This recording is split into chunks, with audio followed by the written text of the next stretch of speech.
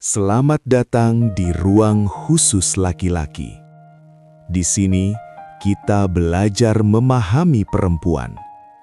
Bukan untuk disukai, bukan untuk dikuasai, tapi agar tidak hidup dalam salah paham. Di video ini, kita tidak sedang mencari siapa yang salah.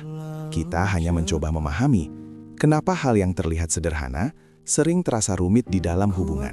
Selamat datang di ruang tenang kita. Pernahkah Anda merasa hancur, kehilangan arah, dan saat Anda mencoba bercerita, seseorang justru berkata, "Sabar ya." Kata itu, meski niatnya baik, seringkali justru terasa seperti beban tambahan. Hari ini, kita akan membahas mengapa kita harus berhenti sekadar bilang sabar saat pasangan kita sedang hancur, dan apa yang sebenarnya bisa kita lakukan untuk benar-benar membantu mereka pulih. Bagi seseorang yang sedang berada di titik terendah, kata sabar sering terdengar seperti perintah untuk memendam perasaan. Seolah-olah kesedihan mereka adalah sesuatu yang salah dan harus segera diakhiri. Tanda pertama mengapa ini berbahaya adalah pengabaian emosi.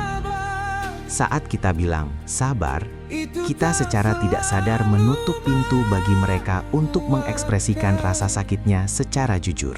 Kita seringkali mengucapkan sabar karena kita sendiri merasa tidak nyaman melihat pasangan menderita.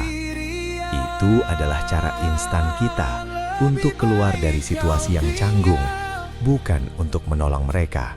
Langkah pertama yang bisa kita lakukan adalah kehadiran. Kadang, pasangan Anda tidak butuh ceramah atau solusi instan. Mereka hanya butuh seseorang yang berani duduk di samping mereka di dalam kegelapan tanpa rasa takut. Mendengarkan aktif berarti memberikan ruang bagi mereka untuk menangis, mengeluh, atau bahkan diam 1000 bahasa. Jangan terburu-buru mengisi kekosongan suara dengan kata-kata bijak yang kosong. Langkah kedua adalah validasi. Alih-alih bilang, sabar, cobalah katakan, "Aku bisa melihat betapa beratnya ini bagimu." Atau, "Wajar jika kamu merasa hancur saat ini." Validasi memberikan izin kepada mereka untuk menjadi manusia. Itu adalah pengakuan bahwa rasa sakit mereka nyata dan mereka tidak sedang berlebihan. Kita harus waspada terhadap toxic positivity. Mengatakan semua akan baik-baik saja saat dunia seseorang sedang runtuh, justru akan membuat mereka merasa terisolasi dan tidak dimengerti. Langkah ketiga adalah tindakan nyata. Orang yang sedang hancur seringkali tidak punya energi bahkan untuk memikirkan apa yang mereka butuhkan. Jangan tanya, apa yang bisa kubantu? Karena itu menambah beban pikiran mereka. Cobalah langsung bertindak. Katakan, "Aku akan mengirimkan makan malam untukmu nanti." Atau, "Aku akan menjemput anak-anakmu sekolah hari ini." Hal-hal kecil ini jauh lebih bermakna daripada 1000 kata sabar. Kesedihan tidak hilang dalam semalam. Jadilah pasangan yang tetap ada di sana minggu depan, bulan depan, bahkan saat orang lain sudah mulai lupa dengan tragedi yang menimpa pasangan Anda.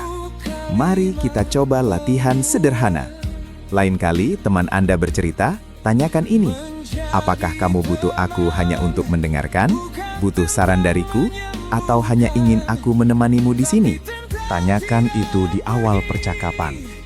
Ini memberikan kontrol kembali kepada pasangan Anda yang merasa kehilangan kendali atas hidupnya. Empati bukan tentang merasakan apa yang mereka rasakan, tapi tentang memahami perspektif mereka tanpa menghakimi. Berhenti menuntut mereka untuk cepat pulih.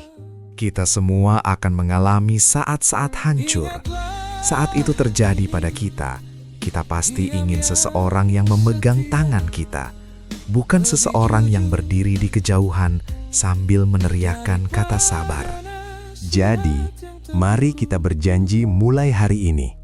Hadir lebih utuh, validasi lebih sering, dan bantu lebih nyata. Itulah arti pasangan yang saling mendukung sesungguhnya. Terima kasih telah bersedia belajar untuk menjadi manusia yang lebih baik bagi orang-orang tersayang Anda. Anda luar biasa, dan kehadiran Anda lebih dari cukup.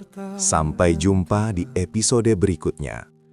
Tetaplah menjadi cahaya bagi sesama, tanpa harus memaksa mereka untuk segera bersinar kembali. Saya pamit. Jika video ini membantu Anda melihat dengan lebih jernih, tidak perlu setuju, cukup pahami. Karena memahami tidak selalu membuat kita disukai, tapi seringkali membuat kita lebih tenang. Sampai bertemu di ruang khusus laki-laki dengan topik yang lain.